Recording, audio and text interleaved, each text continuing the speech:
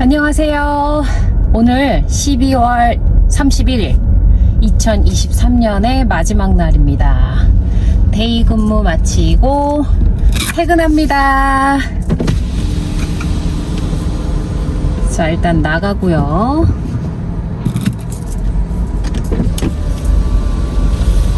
아직 영하의 날씨는 아닌데 하루 종일 흐린 날씨.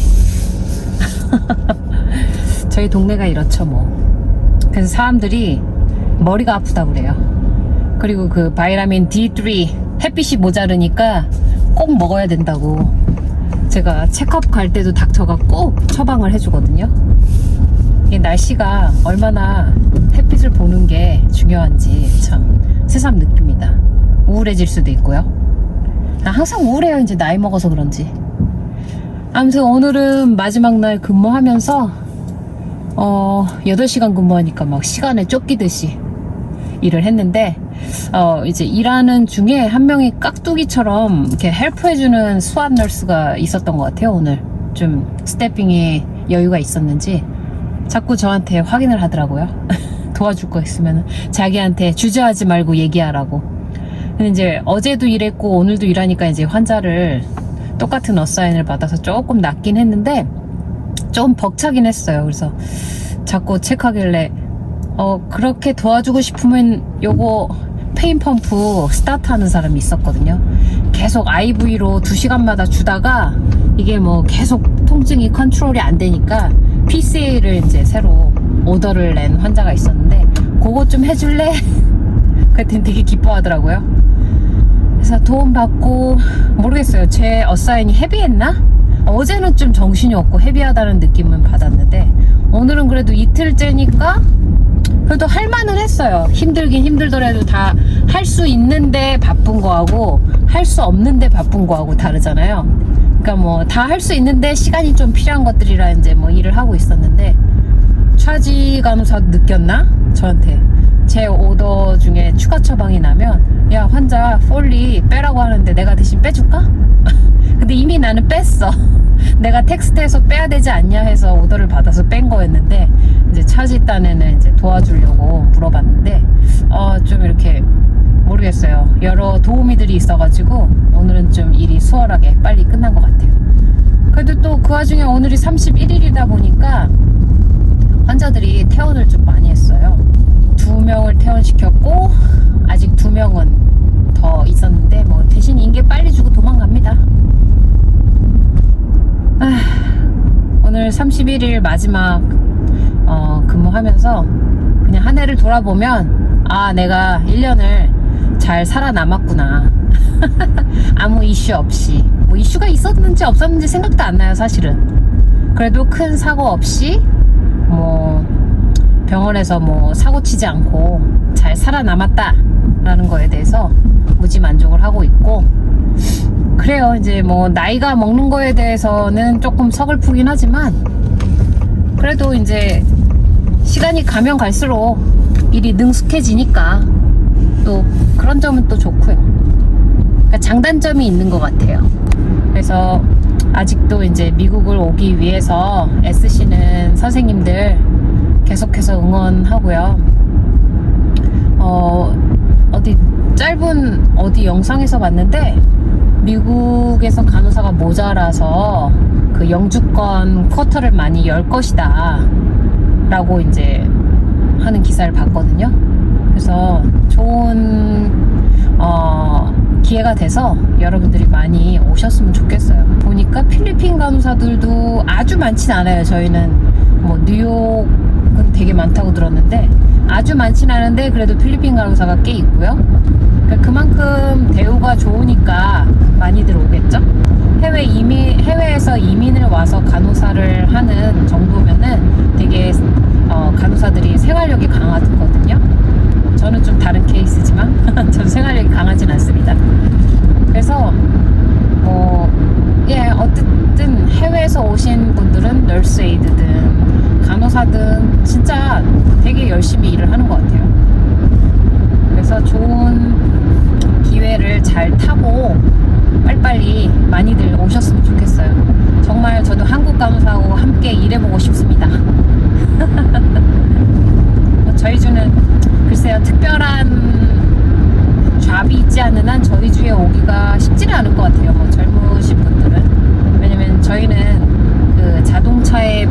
공장이라서 뭐 남편이나 남자친구가 뭐 엔지니어다, 자동차 계열의 회사를 다닌다라고 하면 저희 주에 많이 오거든요. 근데 그렇지 않으면 사실 재미없죠. 살기에는 그렇게 낙이 있는 도시는 아닙니다. 그냥 뭐 한국으로 치면 작은 소도시, 아주 깡시골은 아니고 그래도 살만한, 뭐 여기는 다 차 아니면 비행기로 여행 가야 되지 뭐 땅이 작은 곳이 아니니까요. 그리고 1년 동안 가장 이제 제가 유튜브 하면서 뭐 많은 분들이 구독을 해주셨고, 지금까지 질문을 많이는 안 해주셨는데 그래도 댓글들을 간간히 보면 저는 되게 소중하거든요, 하나하나가. 그래서 빨리 답변을 드리려고 하는 편인데, 가장 걱정되는 분들의 그 내용은 영어가 많았어요. 그래서 영어에 대한 거는 아무리 공부해도 끝이 없는 것 같고, IELTS가 뭐 7이냐 7.5냐 이게 중요한 것 같진 않아요. 왜냐면 미국의 그 컬처에 내가 빠져가지고 거기서 익숙하면서 그런 용어들이 입에서 이렇게 술술 나오고 귀에서 익숙해져야 되는데, 사실은 교과서에 나오는 그런 영어를 우리가 일상생활에선 하지 않잖아요. 그래서 아마 그런 왜 갭이 좀 있는 것 같아요. 간호 너싱 공부할 때도 그렇죠. 이론적인 거하고 실제가 다르듯이 영어도 마찬가지. 우리가 배우는 뭐 늘상 뭐 생활 영어다 뭐 하는 것들도 사실은 여기서 꼭 그렇게 말하지 않는 것들도 꽤 많아요. 만약 우리가, 저는 옛날 사람인데 중학교 때부터 영어를 배웠거든요. 중학교 때 저는 ABCD를 알고 들어갔는데, 거기서 처음 보면 그거잖아요. 앨리스 나오고 존 나오고 Good morning, hello, how are you, how do you do? 난 정말 여기서 샥이었던 게 How do you do? 아니 한국에서 왜 How do you do를 왜 가르친 거야? How do you do? 하면 그 answer 상대하는 사람이 다이얼로그에서 How do you do? 또 이렇게 대답하죠. 근데 저는 미국에서 How do you do? 라고 인사한 사람 정말 1도 못 봤어. 여기서는 How are you? How are you do? 그냥 포멀하게 잘 친하지 않는 사람한테는 How are you? 하지만 What's up? How are you doing? How have you been? 뭐 이렇게 말을 많이 하지, How are you?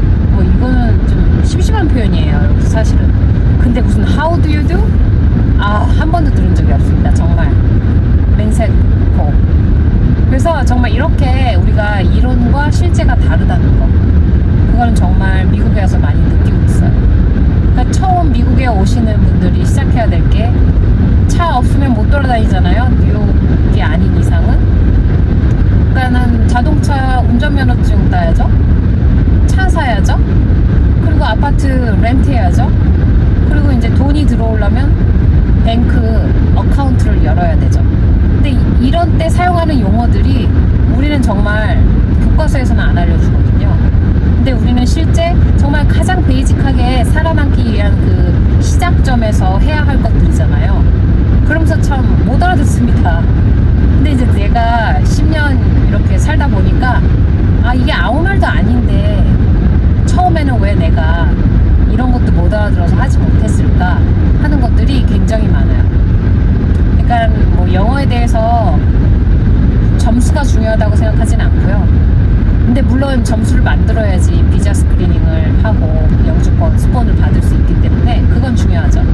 하지만 이제 와서 환자하고 프리톡 하는 게 어렵다라고 하시는 분들, 사실은 그건 시간이 좀 걸려요. 왜냐면 내가 미국 문화를 알아야지 여기에서 그 쓰는 용어들에 대해서 익숙해질 수 있고, 그냥 별거 아니에요. 제가 생각했을 때 저는 고급진 영어를 못하거든요. 왜냐면 내 머리가 이미 그 나이 든 사람으로 이렇게 딱 픽스가 돼가지고 새로운 게 안 받아들여지기 때문에, 어떻게 생각하면 내가 말하는 용어들이 베이비 용어일 수도 있어요. 예를 들면 환자한테 우리 이제 IO 할 때 한국에서도 소변 봤어요? 대변 봤어요? 이런 거 많이 물어보잖아요. 근데 내가 뭐 어렵게 말 안 해요. Did you pee? Did you poop? 이런 거 다 알아듣는데 사실 그거 애기 말이거든요. 뭐 urinating 했냐, 뭐 대변 봤다는 거는 have a bowel movement 이러거든요. 나는 bowel movement라는 거를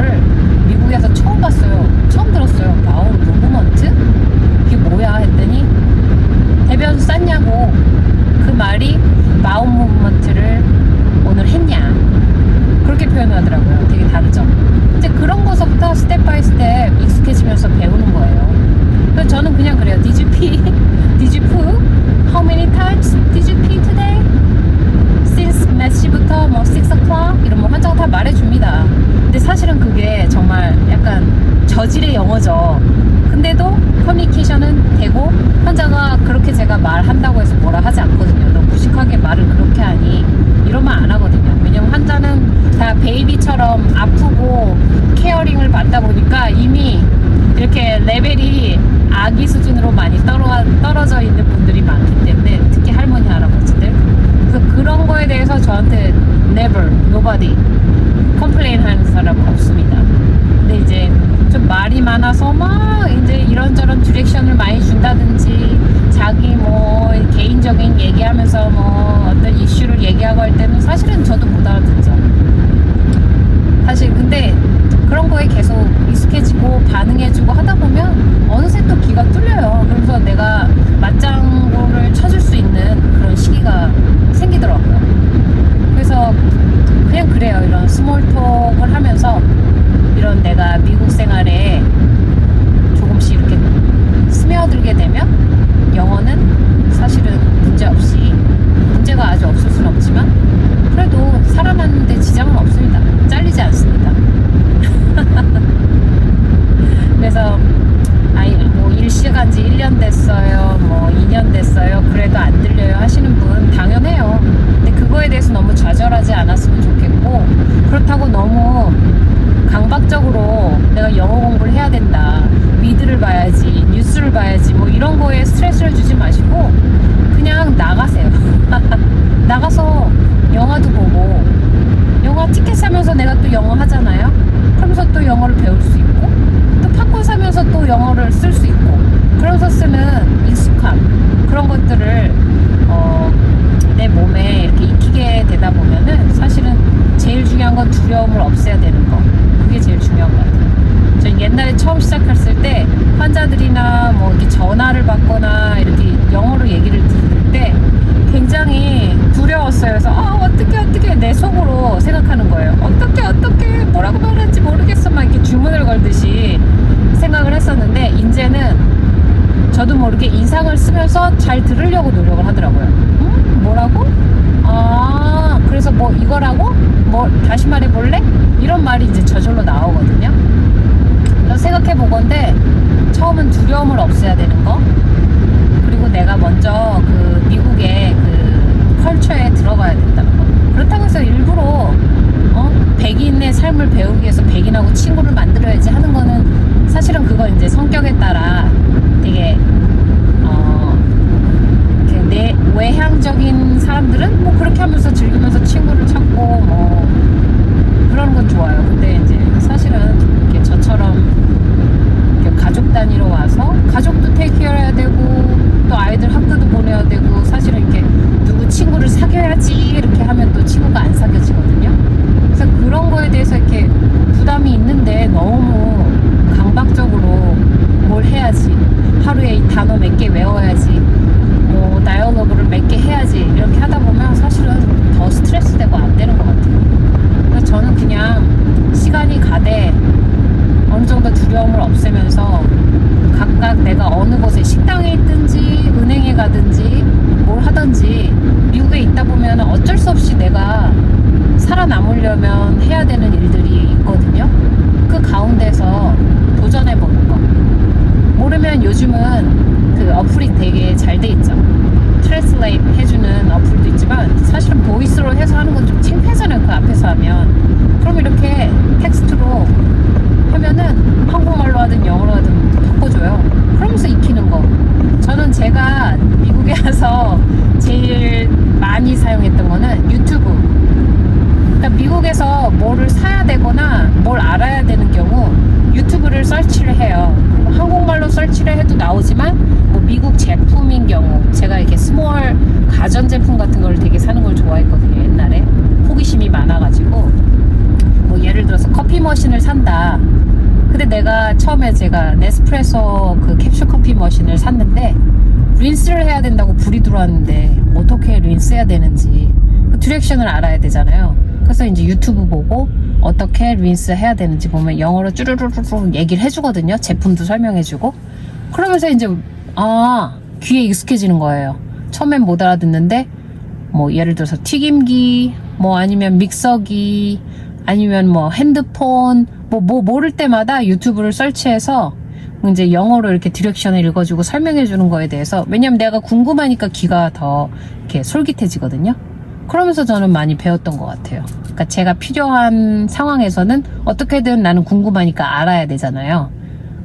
마찬가지로 내가 은행 가서 계좌를 뚫어야 된다? 아니면 은행 가서 체크를 만들어야 된다? 뭐 하여튼 일을 해야 되는 경우가 생겨요. 뭐 마트 가서 내가 멤버십 카드를 만들어야 된다? 뭐 그런 경우 작은 그런 별거 같지 않은 소소한 일이지만 그 안에서도 내가 영어를 해보고 또 그런 말에 익숙해지면 그 사람이 또 내가 알지 못한 또 다른 말을 하고 물어보고 그러거든요. 그러면서 배우는 것 같아요. 그래서 저는 그렇게 많이 배웠고, 나한테 빵거리는 건가? 나는 원래 가던 길을 가고 있었는데. 그렇게 많이 배웠고, 처음에는 당황스럽지만 두 번, 세 번째 뭐 멤버십을 리뉴한다든지 어떤 제품을 또 사서 찾아본다든지 할 때는 더 일이 수월해지거든요. 그래서 저는 내가 궁금한 거, 내가 관심이 있는 거에 대해서 서치를 해서 이렇게 보는 것도 도움이 물론 되고, 여러 가지. 어메야, 차들이 요즘에 오늘 마지막 날인데 사고 나면 안 되는데 왜 이렇게 다들 네, 그렇습니다. 그래서 저는 참 처음에 미국 와서 시행착오를 많이 갔고, 또 저희 남편이 그래요. 수업료 많이 뜯겼다고 하거든요. 저는 돈도 많이 뜯겼어요. 뭐 잘 몰라서 뭣도 모르고 계약을 안 지켜가지고 그 아파트 같은 경우, 뭐 렌트 하우스 같은 경우 저는 그 페널티도 많이 물어봤고요. 그리고 정말 더 창피한데 말 못하는 것도 많아요. 그러니까 모르니까 나도 모르게 실수를 하는 거죠. 근데 그렇게 하니까 나중엔 추억거리고 우스갯거리가 되지만, 그 상황 중에서는 진짜 머리끝부터 발끝까지 진땀이 흐르면서 내가 어떻게 상황을 모면해야 될지 그런 방향성이 생기거든요. 그러면서 이제 해결하는 거.